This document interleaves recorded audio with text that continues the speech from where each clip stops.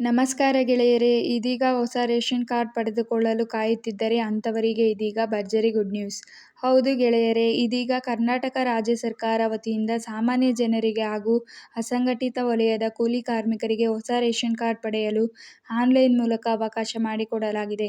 ಇದರ ಜೊತೆಗೆ ರೇಷನ್ ಕಾರ್ಡ್ನಲ್ಲಿ ತಿದ್ದುಪಡಿ ಮಾಡಲು ಕೂಡ ಅವಕಾಶ ಮಾಡಿಕೊಡಲಾಗಿದೆ. ಹಾಗಾಗಿ ನಾವು ಈ ಒಂದು ಲೇಖನ ಮೂಲಕ ಯಾರು ಹೊಸ ರೇಷನ್ ಕಾರ್ಡ್ಗೆ ಅರ್ಜಿ ಸಲ್ಲಿಕೆ ಮಾಡಬಹುದು ಮತ್ತು ಅರ್ಜಿ ಸಲ್ಲಿಸಲು ಇರುವ ಅರ್ಹತೆಗಳು ಹಾಗೂ ರೇಷನ್ ಕಾರ್ಡ್ ಅರ್ಜಿ ಸಲ್ಲಿಕೆ ಮಾಡಲು ಕೊನೆಯ ದಿನಾಂಕ ಯಾವಾಗ ನಿಗದಿ ಮಾಡಲಾಗಿದೆ ಮತ್ತು ರೇಷನ್ ಕಾರ್ಡ್ನಲ್ಲಿ ಯಾವ ಬದಲಾವಣೆ ಮತ್ತು ತಿದ್ದುಪಡಿ ಮಾಡಲು ಕೊನೆಯ ದಿನಾಂಕ ಯಾವಾಗ ಎಂಬ ಮಾಹಿತಿಯನ್ನು ತಿಳಿದುಕೊಳ್ಳೋಣ. ರೇಷನ್ ಕಾರ್ಡ್ ಅರ್ಜಿ ಪ್ರಕ್ರಿಯೆ ಯಾವಾಗ ಆರಂಭವಾಗಲಿದೆ ಎಂದರೆ, ನಮ್ಮ ರಾಜ್ಯದ ಆಹಾರ ಇಲಾಖೆಯ ಸಚಿವರಾದಂತಹ ಕೆ. ಎಚ್. ಮುನಿಯಪ್ಪನವರು ಇದೀಗ ರಾಜ್ಯದ ಜನತೆಗೆ ಭರ್ಜರಿ ಗುಡ್ ನ್ಯೂಸ್ ನೀಡಿದ್ದಾರೆ. ಮುಂದಿನ ತಿಂಗಳು ಅಂದರೆ ಫೆಬ್ರವರಿಯಲ್ಲಿ ಹೊಸ ರೇಷನ್ ಕಾರ್ಡ್ ಅರ್ಜಿ ಸಲ್ಲಿಸಲು ಸಾಮಾನ್ಯ ಜನರಿಗೆ ಅವಕಾಶ ಮಾಡಿಕೊಡಲಾಗುತ್ತದೆ ಎಂದು ಮಾಹಿತಿ ತಿಳಿಸಿದ್ದಾರೆ. ಪ್ರಸ್ತುತ ಹೊಸ ರೇಷನ್ ಕಾರ್ಡ್ ಪಡೆಯಲು ಬಯಸುವ ಅರ್ಜಿದಾರರು ತುರ್ತು ಪರಿಸ್ಥಿತಿಗೆ ಅಥವಾ ವೈದ್ಯಕೀಯ ಚಿಕಿತ್ಸೆಗಾಗಿ ರೇಷನ್ ಕಾರ್ಡ್ ಬೇಕಾದರೆ ಅರ್ಜಿ ಸಲ್ಲಿಸಬಹುದು. ಜೊತೆಗೆ ನಿಮ್ಮ ಹತ್ತಿರದ ಇ-ಶ್ರಮ್ ಕಾರ್ಡ್ ಇದ್ದರೆ ನೀವು ಹೊಸ ರೇಷನ್ ಕಾರ್ಡ್ ಪಡೆಯಲು ಅರ್ಹತೆ ಹೊಂದಿದ್ದೀರಾ. ಹೌದು ಗೆಳೆಯರೇ, ನಿಮ್ಮ ಹತ್ತಿರ ಇ-ಶ್ರಮ್ ಕಾರ್ಡ್ ಇದ್ದರೆ ನೀವು ಹೊಸ ರೇಷನ್ ಕಾರ್ಡ್ ಪಡೆಯಲು ಅರ್ಜಿ ಸಲ್ಲಿಕೆ ಮಾಡಬಹುದು. ಜೊತೆಗೆ ಆರೋಗ್ಯಕ್ಕೆ ಸಂಬಂಧಿಸಿದ ಅಥವಾ ತುರ್ತು ಪರಿಸ್ಥಿತಿಗೆ ನಿಮಗೆ ರೇಷನ್ ಕಾರ್ಡ್ ಬೇಕಾದರೆ ನೀವು ಹೊಸದಾಗಿ ಅರ್ಜಿ ಸಲ್ಲಿಕೆ ಮಾಡಲು ಅವಕಾಶ ಹೊಂದಿರುತ್ತೀರಾ. ಹೊಸ ರೇಷನ್ ಕಾರ್ಡ್ ಪಡೆಯಲು ಪ್ರಸ್ತುತ ಯಾರು ಅರ್ಜಿ ಸಲ್ಲಿಕೆ ಮಾಡಬಹುದು? ಸ್ನೇಹಿತರೆ, ಪ್ರಸ್ತುತ ಕೇಂದ್ರ ಸರ್ಕಾರ ಇದೀಗ ಅಸಂಘಟಿತ ವಲಯದ ಕೂಲಿ ಕಾರ್ಮಿಕರಿಗೆ ಮತ್ತು ಬಡವರಿಗೆ ಇ-ಶ್ರಮ್ ಕಾರ್ಡ್ ಹೊಂದಿದ್ದರೆ ಅಂಥವರು ಪ್ರಸ್ತುತ ಹೊಸ ಪಡಿತರ ಚೀಟಿಗೆ ಅರ್ಜಿ ಸಲ್ಲಿಕೆ ಮಾಡಲು ಅವಕಾಶವಿದೆ. ಹಾಗಾಗಿ ನಿಮ್ಮ ಹತ್ತಿರ ಇ-ಶ್ರಮ್ ಕಾರ್ಡ್ ಇದ್ದರೆ ನೀವು ನಿಮ್ಮ ಹತ್ತಿರದ ಗ್ರಾಮ 1, ಕರ್ನಾಟಕ 1, ಬೆಂಗಳೂರು 1 ಆನ್ಲೈನ್ ಕೇಂದ್ರಗಳಿಗೆ ಭೇಟಿ ನೀಡಿ ಹೊಸದಾಗಿ ಅರ್ಜಿ ಸಲ್ಲಿಕೆ ಮಾಡಬಹುದು.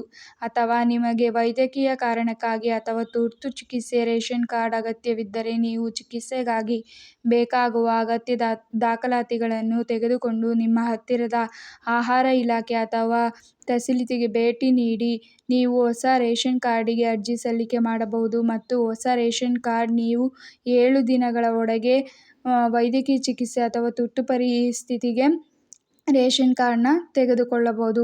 ಹೊಸ ರೇಷನ್ ಕಾರ್ಡ್ಗೆ ಅರ್ಜಿ ಸಲ್ಲಿಕೆ ಮಾಡುವುದು ಹೇಗೆ? ನಿಮ್ಮ ಹತ್ತಿರದ ಇ-ಶ್ರಮ್ ಕಾರ್ಡ್ ಇದ್ದರೆ ನೀವು ನಿಮ್ಮ ಹತ್ತಿರದ ಗ್ರಾಮ 1, ಕರ್ನಾಟಕ 1, ಬೆಂಗಳೂರು 1 ಆನ್ಲೈನ್ ಕೇಂದ್ರಗಳಿಗೆ ಭೇಟಿ ನೀಡಿ ಹೊಸ ರೇಷನ್ ಕಾರ್ಡಿಗೆ ಅರ್ಜಿ ಸಲ್ಲಿಕೆ ಮಾಡಬಹುದು.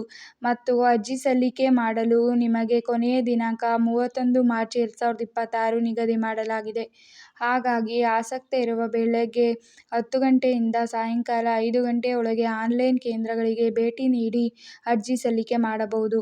ಅಥವಾ ನೀವು ನಿಮ್ಮ ಮೊಬೈಲ್ ಮೂಲಕ ಅರ್ಜಿ ಸಲ್ಲಿಸಲು ಬಯಸುತ್ತಿದ್ದರೆ ನಾವು ಕೆಳಗೆ ಒಂದು ಲಿಂಕ್ ನೀಡಿದ್ದೇವೆ, ಅದರ ಮೇಲೆ ಕ್ಲಿಕ್ ಮಾಡಿ ಅಲ್ಲಿ ಹೇಳಿದ ವಿವರಗಳನ್ನು ಭರ್ತಿ ಮಾಡಿ ನೀವು ನಿಮ್ಮ ಹೊಸ ಪಡಿತರ ಚೀಟಿಗೆ ಅರ್ಜಿ ಸಲ್ಲಿಸಬಹುದು.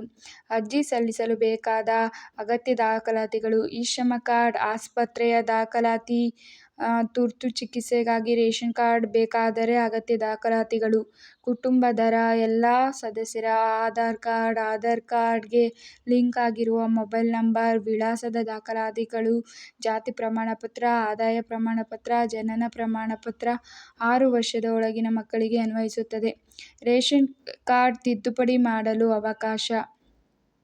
ಹೌದು ಗೆಳೆಯರೇ, ನಿಮ್ಮ ರೇಷನ್ ಕಾರ್ಡಿನಲ್ಲಿ ಯಾವುದೇ ರೀತಿ ಬದಲಾವಣೆ ಅಥವಾ ತಿದ್ದುಪಡಿ ಮಾಡಲು ಬಯಸುತ್ತಿದ್ದರೆ ನಿಮಗೆ ಕೊನೆಯ ದಿನಾಂಕ ಬಂದು 31 ಮಾರ್ಚ್ 2026 ವರೆಗೆ ಅವಕಾಶ ಮಾಡಿಕೊಡಲಾಗಿದೆ.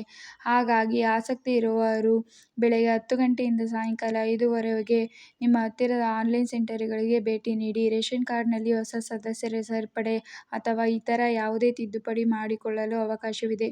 ಸ್ನೇಹಿತರೆ, ಈ ಮಾಹಿತಿ ನಿಮಗೆ ಇಷ್ಟವಾದರೆ ಆದಷ್ಟು ಲೈಕ್ ಮಾಡಿ, ಶೇರ್ ಮಾಡಿ, ಸಬ್ಸ್ಕ್ರೈಬ್ ಮಾಡಿ.